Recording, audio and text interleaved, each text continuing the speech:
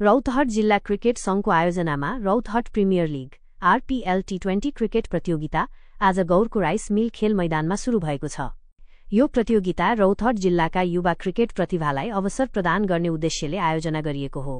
उद्घाटन समारोहमा स्थानीय जनप्रतिनिधि, खेलप्रेमी, विभिन्न संघ संस्थाका प्रतिनिधि र सर्वसाधारणको उल्लेखनीय उपस्थिति थियो। आयोजकले रौतहट प्रिमियर लीगले जिल्लामा क्रिकेटको लोकप्रियता बढाउनुका साथै युवा खेलाडीहरूलाई राष्ट्रिय स्तरमा पहिचान दिलाउन मद्दत गर्ने विश्वास व्यक्त गरेका छन्। उद्घाटन खेलमा गरुडा तराई टाइगर 5 विकेटले विजयी भएको छ। गौर नगरपालिकाले टस जितेर पहिले ब्याटिङ गर्दै निर्धारित 20 ओभरमा 9 विकेट गुमाएर 139 रन बनाएको थियो। गरुडा नगरपालिकाले 139 रनको लक्ष्य 19 ओभरमा 5 विकेट गुमाएर पूरा गर्यो।